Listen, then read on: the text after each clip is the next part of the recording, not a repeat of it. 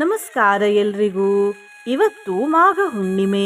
ಈ ಹುಣ್ಣಿಮೆಯ ವಿಶೇಷತೆ ಎಂದರೆ ಇಂದು ಅತ್ಯಂತ ಶ್ರೇಷ್ಠ ನಕ್ಷತ್ರವಾದ ಪುನರ್ವಸು ನಕ್ಷತ್ರ ಹುಣ್ಣಿಮೆಯ ದಿನ ಬಂದಿದೆ. ಹಾಗಾಗಿ ಇವತ್ತು ನಾವು ಶ್ರೀ ಚಂದ್ರದೇವರ ಒಂದು ಶಕ್ತಿಶಾಲಿ ಮಂತ್ರವನ್ನು ಕೇಳುವ. ಈ ಮಂತ್ರವನ್ನು ಇಂದು ಪೂರ್ತಿ 108 ಬಾರಿ ಕೇಳಿದ್ರೆ 9,000 ಪಟ್ಟು ಅಧಿಕ ಫಲಪ್ರಾಪ್ತಿಯಾಗುತ್ತದೆ. ಎಲ್ಲ ಕೆಲಸ ಕಾರ್ಯಗಳಲ್ಲಿ ವಿಜಯ ದೊರೆಯುತ್ತದೆ. ಹೀಗೆಂದು ಈ ಮಂತ್ರದಲ್ಲೇ ಹೇಳಲಾಗಿದೆ. ಮಾನಸಿಕ ಶಾಂತಿ ಲಭಿಸುತ್ತದೆ, ಸ್ಮರಣೆ ಶಕ್ತಿ ಮತ್ತು ಸೌಂದರ್ಯ ವೃದ್ಧಿಯಾಗುತ್ತದೆ, ಧನಲಾಭವಾಗುತ್ತದೆ ಮತ್ತು ಸಕಲ ಸಾಂಸಾರಿಕ ಸುಖ ಪ್ರಾಪ್ತಿಯಾಗುತ್ತದೆ. ಇವತ್ತು ಚಂದ್ರೋದಯದ ಸಮಯ ಸಂಜೆ 5:54 ಸಮಯ. ಈ ಸಮಯದ ನಂತರ ಚಂದ್ರದೇವರಿಗೆ ಜಲಾರ್ಪಣೆ ಮಾಡಿ. ಅರ್ಪಣೆ ಮಾಡುವ ಜಲಕ್ಕೆ ಗಂಧ, ಅರಶಿನ, ಕುಂಕುಮ, ಅಕ್ಷತೆ ಮತ್ತು ಬಿಳಿ ಬಣ್ಣದ ಹೂವನ್ನು ಹಾಕಿ ನಂತರ ಚಂದ್ರದೇವರನ್ನು ನೋಡಿ ಈ ಜಲವನ್ನು ಅರ್ಪಿಸಿ. ಆಮೇಲೆ ಚಂದ್ರದೇವರಲ್ಲಿ ಪ್ರಾರ್ಥನೆ ಮಾಡಿ. ನಿನ್ನೆ ನಾನು ಕೇಳಿದ ಪ್ರಶ್ನೆ, ಶನಿಡಯ್ಯ ಎಷ್ಟು ವರ್ಷವಿರುತ್ತದೆ ಎಂದು. ಈ ಪ್ರಶ್ನೆಗೆ ಸರಿಯುತ್ತರ ಬಿ 2.5 ವರ್ಷ. ಸರಿಯುತ್ತರ ಕೊಟ್ಟವರಲ್ಲಿ ಒಬ್ಬರ ಹೆಸರು ಮಂಜುಳಾ ಎಸ್. ಮಂಜುಳಾ ಅವರೇ, ಭಕ್ತಿ ಮಾಡುವುದನ್ನು ಬಿಡಬೇಡಿ ಅಂತ ಹೇಳ್ತಾ ಇವತ್ತಿನ ಪ್ರಶ್ನೆಯನ್ನು ನೋಡುವ. ಪುನರ್ವಸು ನಕ್ಷತ್ರ ಯಾವ ದೇವರ ಜನ್ಮ ನಕ್ಷತ್ರ? ಎ ಶ್ರೀರಾಮದೇವರ ಜನ್ಮ ನಕ್ಷತ್ರ, ಬಿ ಶ್ರೀ ಕೃಷ್ಣದೇವರ ಜನ್ಮ ನಕ್ಷತ್ರ, ಸಿ ಶ್ರೀ ಪರಶುರಾಮ ದೇವರ ಜನ್ಮ ನಕ್ಷತ್ರ, ಡಿ ದತ್ತಾತ್ರೇಯ ಗುರುಗಳ ಜನ್ಮ ನಕ್ಷತ್ರ. ಈ ಪ್ರಶ್ನೆಗೆ ಸರಿಯುತ್ತರ ಕೊಟ್ಟವರಲ್ಲಿ ಒಬ್ಬರ ಹೆಸರನ್ನು ನಾಳಿನ ವಿಡಿಯೋದಲ್ಲಿ ಹೇಳ್ತೇನೆ. ಬನ್ನಿ ಈಗ ಈ ಶಕ್ತಿಶಾಲಿ ಮಾಘ ಹುಣ್ಣಿಮೆ ಮಂತ್ರವನ್ನು 108 ಬಾರಿ ಭಕ್ತಿಯಿಂದ ಕೇಳುವ. ಅದಕ್ಕಿಂತ ಮುಂಚೆ ಓಂ ಚಂದ್ರದೇವಾಯ ನಮಃ ಎಂದು ಕಮೆಂಟ್ ಮಾಡಿ. ಚಾನಲಿಗೆ ಹೊಸಬ್ರಾಗಿದ್ರೆ ಚಾನಲನ್ನು ಸಬ್ಸ್ಕ್ರೈಬ್ ಮಾಡಿ. ಹತ್ತಿರ ಇರುವ ಬೆಲ್ ಬಟನ್ ಪ್ರೆಸ್ ಮಾಡಿ. ಆಲ್ ಅನ್ನುವ ಆಪ್ಷನ್ ಅನ್ನು ಸಿಲೆಕ್ಟ್ ಮಾಡಿ. ಶ್ವೇತಾಶ್ವರಥಮಾರೂಢಂ ಮೇರುಂ ಚೈವ ಪ್ರದಕ್ಷಿಣಂ ವಾಸುದೇವಸ್ಯ ನಯನಂ ಶಂಕರಸ್ಯ ಚ ಭೂಷಣಂ ಯಃ ಪಠೇ ಶೃಣುಯಾದ್ವಾಪಿ ಸರ್ವತ್ರ ವಿಜಯೀ ಭವೇತ್. ಶ್ವೇತಾಶ್ವರಥಮಾರೂಢಂ ಮೇರುಂ ಚೈವ ಪ್ರದಕ್ಷಿಣಂ ವಾಸುದೇವಸ್ಯ ನಯನಂ ಶಂಕರಸ್ಯ ಚ ಭೂಷಣಂ ಯಃ ಪಠೇ ಶೃಣುಯಾದ್ವಾಪಿ ಸರ್ವತ್ರ ವಿಜಯೀ ಭವೇತ್. ಶ್ವೇತಾಶ್ವರಥಮಾರೂಢಂ ಮೇರುಂ ಚೈವ ಪ್ರದಕ್ಷಿಣಂ ವಾಸುದೇವಸ್ಯ ನಯನಂ ಶಂಕರಸ್ಯ ಚ ಭೂಷಣಂ ಯಃ ಪಠೇ ಶೃಣುಯಾದ್ವಾಪಿ ಸರ್ವತ್ರ ವಿಜಯೀ ಭವೇತ್. ಶ್ವೇತಾಶ್ವರಥಮಾರೂಢಂ ಮೇರುಂ ಚೈವ ಪ್ರದಕ್ಷಿಣಂ ವಾಸುದೇವಸ್ಯ ನಯನಂ ಶಂಕರಸ್ಯ ಚ ಭೂಷಣಂ ಯಃ ಪಠೇ ಶೃಣುಯಾದ್ವಾಪಿ ಸರ್ವತ್ರ ವಿಜಯೀ ಭವೇತ್. ಶ್ವೇತಾಶ್ವರಥಮಾರೂಢಂ ಮೇರುಂ ಚೈವ ಪ್ರದಕ್ಷಿಣಂ ವಾಸುದೇವಸ್ಯ ನಯನಂ ಶಂಕರಸ್ಯ ಚ ಭೂಷಣಂ ಯಃ ಪಠೇ ಶೃಣುಯಾದ್ವಾಪಿ ಸರ್ವತ್ರ ವಿಜಯೀ ಭವೇತ್. ಶ್ವೇತಾಶ್ವರಥಮಾರೂಢಂ ಮೇರುಂ ಚೈವ ಪ್ರದಕ್ಷಿಣಂ ವಾಸುದೇವಸ್ಯ ನಯನಂ ಶಂಕರಸ್ಯ ಚ ಭೂಷಣಂ ಯಃ ಪಠೇ ಶೃಣುಯಾದ್ವಾಪಿ ಸರ್ವತ್ರ ವಿಜಯೀ ಭವೇತ್. ಶ್ವೇತಾಶ್ವರಥಮಾರೂಢಂ ಮೇರುಂ ಚೈವ ಪ್ರದಕ್ಷಿಣಂ ವಾಸುದೇವಸ್ಯ ನಯನಂ ಶಂಕರಸ್ಯ ಚ ಭೂಷಣಂ ಯಃ ಪಠೇ ಶೃಣುಯಾದ್ವಾಪಿ ಸರ್ವತ್ರ ವಿಜಯೀ ಭವೇತ್. ಶ್ವೇತಾಶ್ವರಥಮಾರೂಢಂ ಮೇರುಂ ಚೈವ ಪ್ರದಕ್ಷಿಣಂ ವಾಸುದೇವಸ್ಯ ನಯನಂ ಶಂಕರಸ್ಯ ಚ ಭೂಷಣಂ ಯಃ ಪಠೇ ಶೃಣುಯಾದ್ವಾಪಿ ಸರ್ವತ್ರ ವಿಜಯೀ ಭವೇತ್. ಶ್ವೇತಾಶ್ವರಥಮಾರೂಢಂ ಮೇರುಂ ಚೈವ ಪ್ರದಕ್ಷಿಣಂ वासुदेवस्य नयनं शङ्करस्य च भूषणं यः पठेत् शृणुयाद्वापि सर्वत्र विजयी भवेत्। श्वेताश्वरथमारूढं मेरुं चैव प्रदक्षिणं वासुदेवस्य नयनं शङ्करस्य च भूषणं यः पठेत् शृणुयाद्वापि सर्वत्र विजयी भवेत्। श्वेताश्वरथमारूढं मेरुं चैव प्रदक्षिणं वासुदेवस्य नयनं शङ्करस्य च भूषणं यः पठेत् शृणुयाद्वापि सर्वत्र विजयी भवेत्। श्वेताश्वरथमारूढं मेरुं चैव प्रदक्षिणं वासुदेवस्य नयनं शङ्करस्य च भूषणं यः पठेत् शृणुयाद्वापि सर्वत्र विजयी भवेत्। श्वेताश्वरथमारूढं मेरुं चैव प्रदक्षिणं वासुदेवस्य नयनं शङ्करस्य च भूषणं यः पठेत् शृणुयाद्वापि सर्वत्र विजयी भवेत्।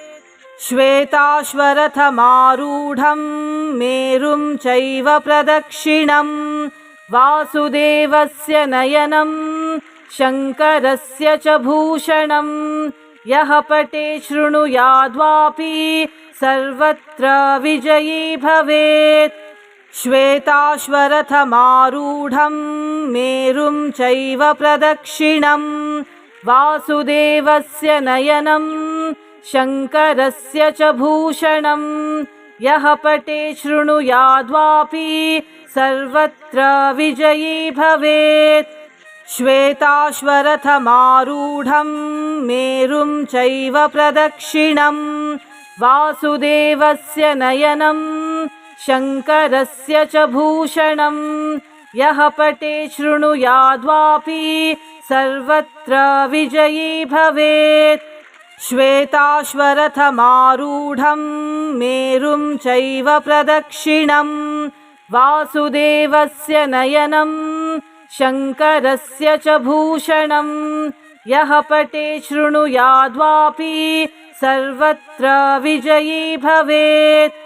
श्वेताश्वरथमारूढं मेरुं चैव प्रदक्षिणं वासुदेवस्य नयनं शङ्करस्य च भूषणं यः पठेत् शृणुयाद्वापि सर्वत्र विजयी भवेत्।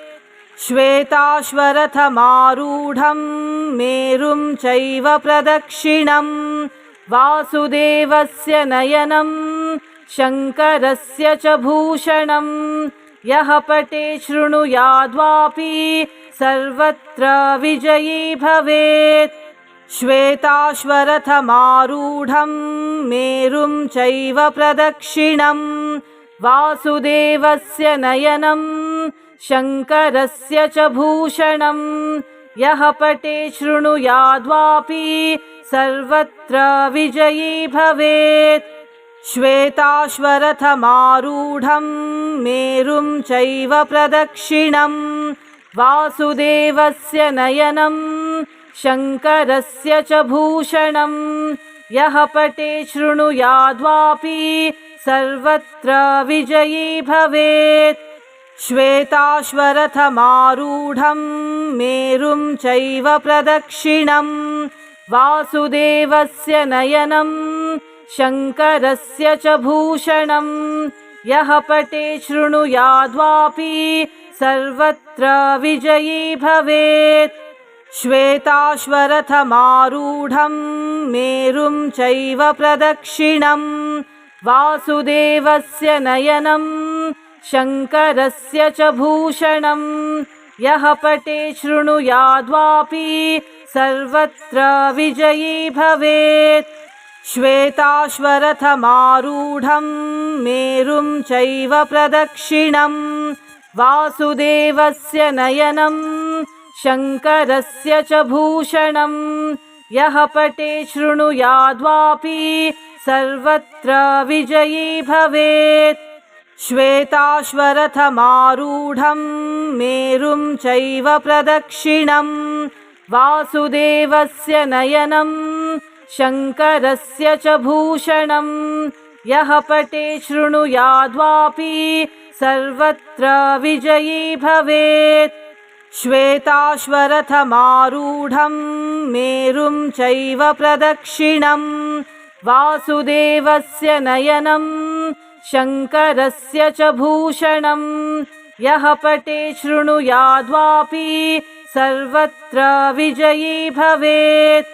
श्वेताश्वरथमारूढं मेरुं चैव प्रदक्षिणम् वासुदेवस्य नयनं शङ्करस्य च भूषणम् यः पठे शृणुयाद्वापि सर्वत्र विजयी भवेत्। श्वेताश्वरथमारूढं मेरुं चैव प्रदक्षिणम् वासुदेवस्य नयनं शङ्करस्य च भूषणम् यः पठे शृणुयाद्वापि सर्वत्र विजयी भवेत्। श्वेताश्वरथमारूढं मेरुं चैव प्रदक्षिणम् वासुदेवस्य नयनं शङ्करस्य च भूषणम् यः पठे शृणुयाद्वापि सर्वत्र विजयी भवेत्। श्वेताश्वरथमारूढं मेरुं चैव प्रदक्षिणम् वासुदेवस्य नयनं शङ्करस्य च भूषणम् यः पठे शृणुयाद्वापि सर्वत्र विजयी भवेत्। श्वेताश्वरथमारूढं मेरुं चैव प्रदक्षिणम् वासुदेवस्य नयनं शङ्करस्य च भूषणम् यः पठे शृणुयाद्वापि सर्वत्र विजयी भवेत्। श्वेताश्वरथमारूढं मेरुं चैव प्रदक्षिणम् वासुदेवस्य नयनं शङ्करस्य च भूषणम् यः पठे शृणुयाद्वापि सर्वत्र विजयी भवेत्। श्वेताश्वरथमारूढं मेरुं चैव प्रदक्षिणम् वासुदेवस्य नयनं शङ्करस्य च भूषणम् यः पठे शृणुयाद्वापि सर्वत्र विजयी भवेत्। श्वेताश्वरथमारूढं मेरुं चैव प्रदक्षिणम् वासुदेवस्य नयनं शङ्करस्य च भूषणम् यः पठे शृणुयाद्वापि सर्वत्र विजयी भवेत्। श्वेताश्वरथमारूढं मेरुं चैव प्रदक्षिणम् वासुदेवस्य नयनं शङ्करस्य च भूषणम् यः पठे शृणुयाद्वापि सर्वत्र विजयी भवेत्। श्वेताश्वरथमारूढं मेरुं चैव प्रदक्षिणम् वासुदेवस्य नयनं शङ्करस्य च भूषणम् यः पठे शृणुयाद्वापि सर्वत्र विजयी भवेत्। श्वेताश्वरथमारूढं मेरुं चैव प्रदक्षिणम् वासुदेवस्य नयनं शङ्करस्य च भूषणम् यः पठे शृणुयाद्वापि सर्वत्र विजयी भवेत्। श्वेताश्वरथमारूढं मेरुं चैव प्रदक्षिणम् वासुदेवस्य नयनं शङ्करस्य च भूषणम् यः पठे शृणुयाद्वापि सर्वत्र विजयी भवेत्। श्वेताश्वरथमारूढं मेरुं चैव प्रदक्षिणम् वासुदेवस्य नयनं शङ्करस्य च भूषणम् यः पठे शृणुयाद्वापि सर्वत्र विजयी भवेत्।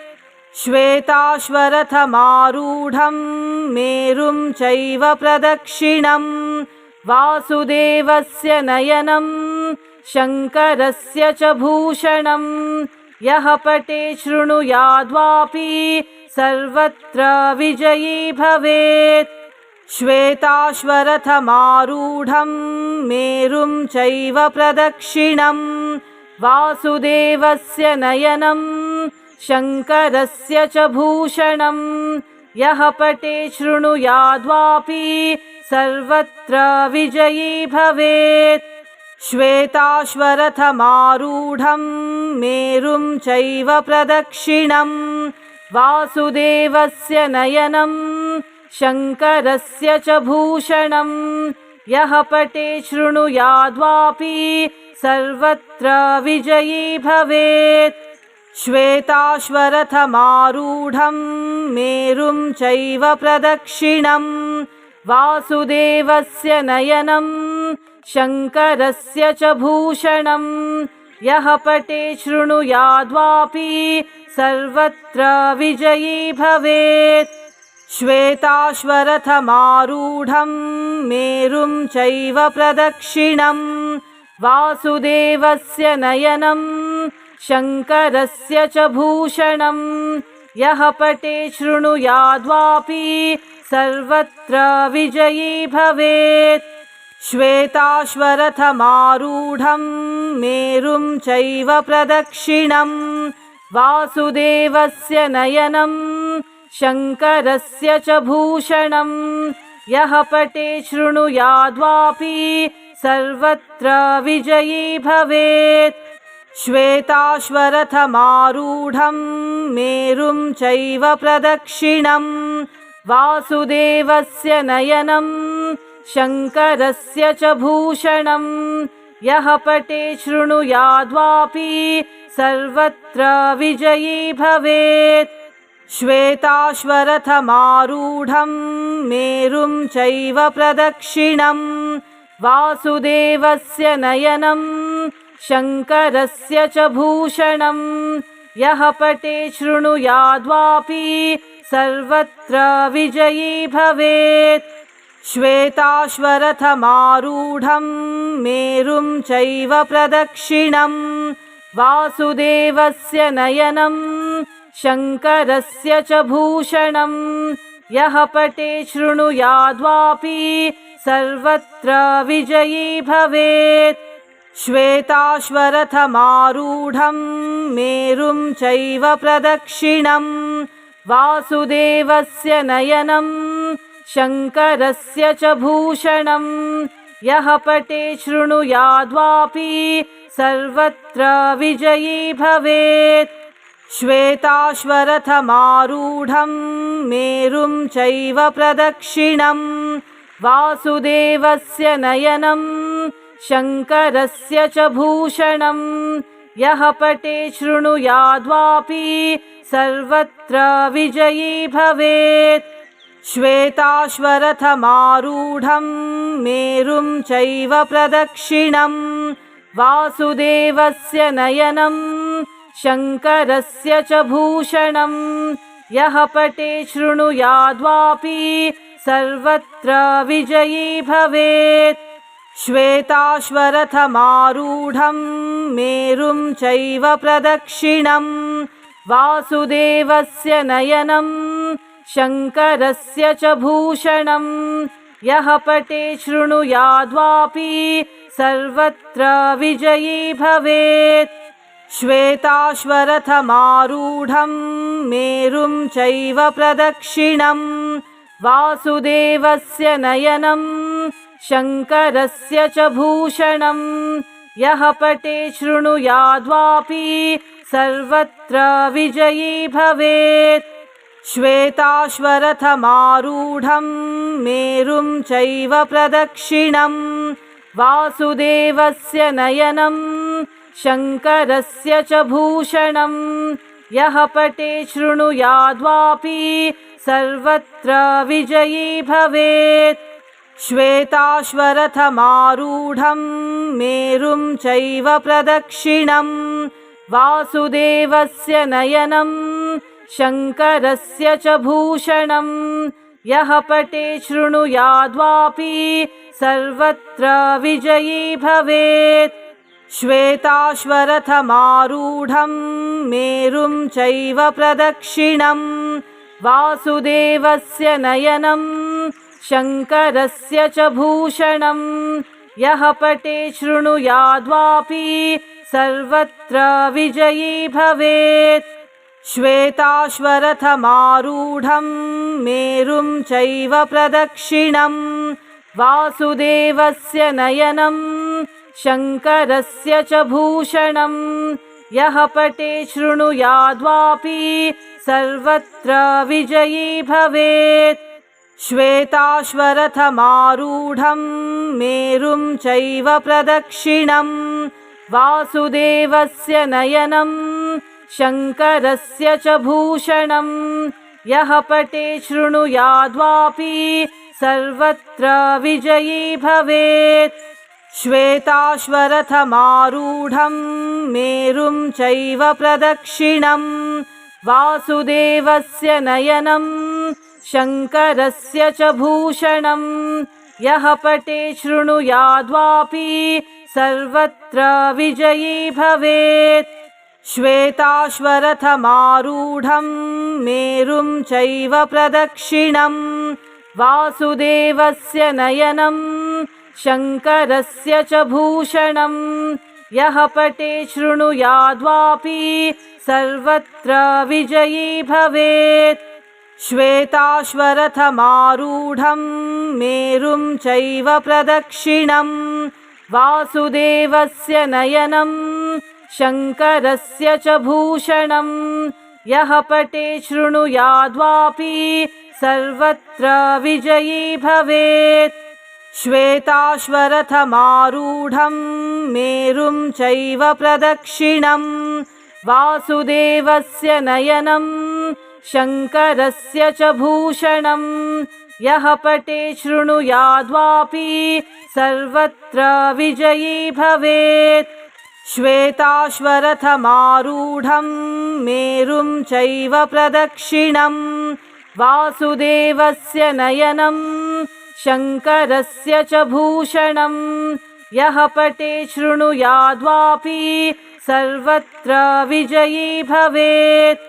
श्वेताश्वरथमारूढं मेरुं चैव प्रदक्षिणम् वासुदेवस्य नयनं शङ्करस्य च भूषणम् यः पठे शृणुयाद्वापि सर्वत्र विजयी भवेत्।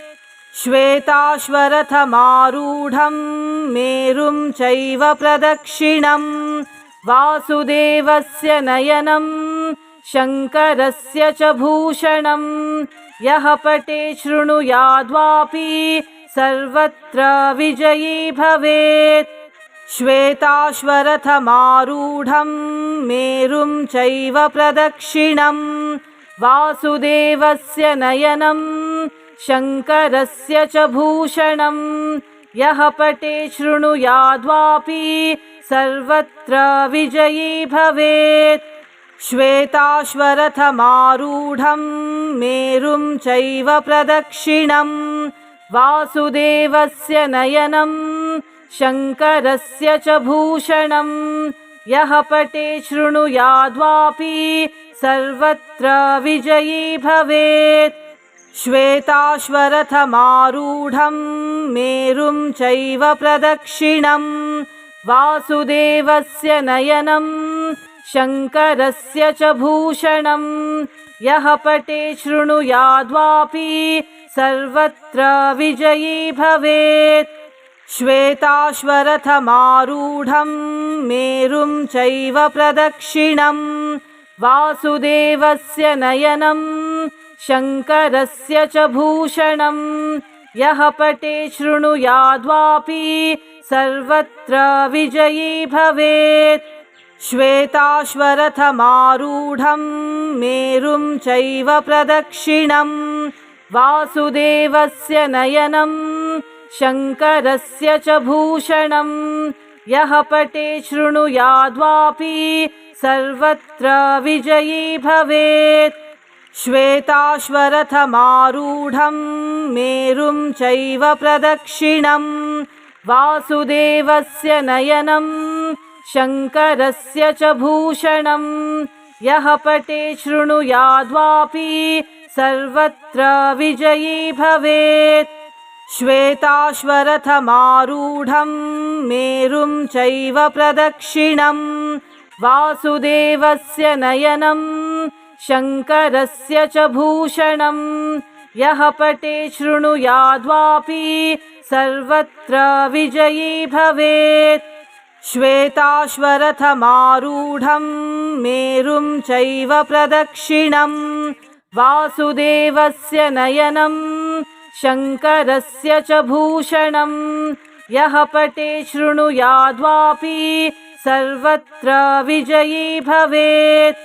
श्वेताश्वरथमारूढं मेरुं चैव प्रदक्षिणं वासुदेवस्य नयनं शङ्करस्य च भूषणं यः पठे शृणुयाद्वापि सर्वत्र विजयी भवेत्। श्वेताश्वरथमारूढं मेरुं चैव प्रदक्षिणं वासुदेवस्य नयनं शङ्करस्य च भूषणं यः पठे शृणुयाद्वापि सर्वत्र विजयी भवेत्। श्वेताश्वरथमारूढं मेरुं चैव प्रदक्षिणं वासुदेवस्य नयनं शङ्करस्य च भूषणं यः पठे शृणुयाद्वापि सर्वत्र विजयी भवेत्। श्वेताश्वरथमारूढं मेरुं चैव प्रदक्षिणं वासुदेवस्य नयनं शङ्करस्य च भूषणं यः पठे शृणुयाद्वापि सर्वत्र विजयी भवेत्। श्वेताश्वरथमारूढं मेरुं चैव प्रदक्षिणं वासुदेवस्य नयनं शङ्करस्य च भूषणं यः पठे शृणुयाद्वापि सर्वत्र विजयी भवेत्। श्वेताश्वरथमारूढं मेरुं चैव प्रदक्षिणं वासुदेवस्य नयनं शङ्करस्य च भूषणं यः पठे शृणुयाद्वापि सर्वत्र विजयी भवेत्। श्वेताश्वरथमारूढं मेरुं चैव प्रदक्षिणं वासुदेवस्य नयनं शङ्करस्य च भूषणं यः पठे शृणुयाद्वापि सर्वत्र विजयी भवेत्। श्वेताश्वरथमारूढं मेरुं चैव प्रदक्षिणं वासुदेवस्य नयनं शङ्करस्य च भूषणं यः पठे शृणुयाद्वापि सर्वत्र विजयी भवेत्। श्वेताश्वरथमारूढं मेरुं चैव प्रदक्षिणं वासुदेवस्य नयनं शङ्करस्य च भूषणं यः पठे शृणुयाद्वापि सर्वत्र विजयी भवेत्। श्वेताश्वरथमारूढं मेरुं चैव प्रदक्षिणं वासुदेवस्य नयनं शङ्करस्य च भूषणं यः पठे शृणुयाद्वापि सर्वत्र विजयी भवेत्। श्वेताश्वरथमारूढं मेरुं चैव प्रदक्षिणं वासुदेवस्य नयनं शङ्करस्य च भूषणं यः पठे शृणुयाद्वापि सर्वत्र विजयी भवेत्।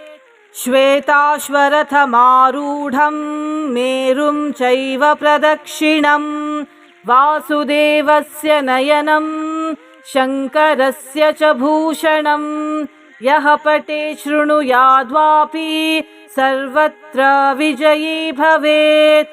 श्वेताश्वरथमारूढं मेरुं चैव प्रदक्षिणं वासुदेवस्य नयनं शङ्करस्य च भूषणं यः पठे शृणुयाद्वापि सर्वत्र विजयी भवेत्। श्वेताश्वरथमारूढं मेरुं चैव प्रदक्षिणं वासुदेवस्य नयनं शङ्करस्य च भूषणं यः पठे शृणुयाद्वापि सर्वत्र विजयी भवेत्। श्वेताश्वरथमारूढं मेरुं चैव प्रदक्षिणं वासुदेवस्य नयनं शङ्करस्य च भूषणं यः पठे शृणुयाद्वापि सर्वत्र विजयी भवेत्। श्वेताश्वरथमारूढं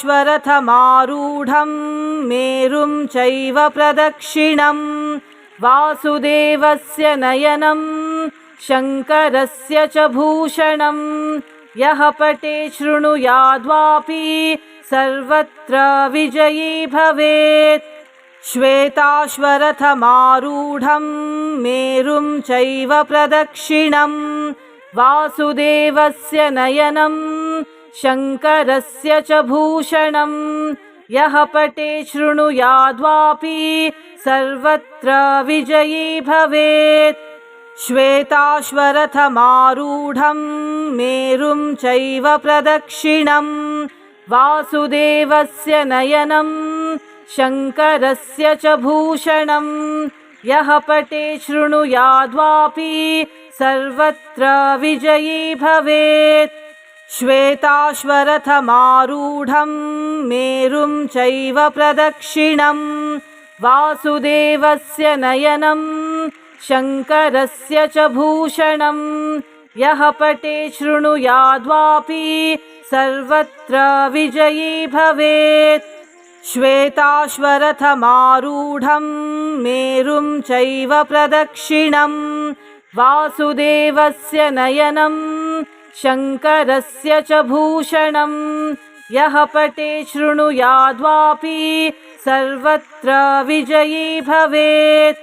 श्वेताश्वरथमारूढं मेरुं चैव प्रदक्षिणं वासुदेवस्य नयनं शङ्करस्य च भूषणं यः पठे शृणुयाद्वापि सर्वत्र विजयी भवेत्। श्वेताश्वरथमारूढं मेरुं चैव प्रदक्षिणं वासुदेवस्य नयनं शङ्करस्य च भूषणं यः पठे शृणुयाद्वापि सर्वत्र विजयी भवेत्।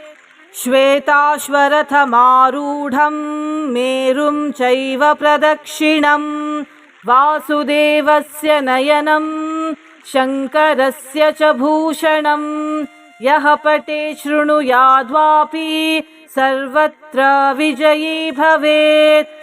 श्वेताश्वरथमारूढं मेरुं चैव प्रदक्षिणं वासुदेवस्य नयनं शङ्करस्य च भूषणं यः पठे शृणुयाद्वापि सर्वत्र विजयी भवेत्।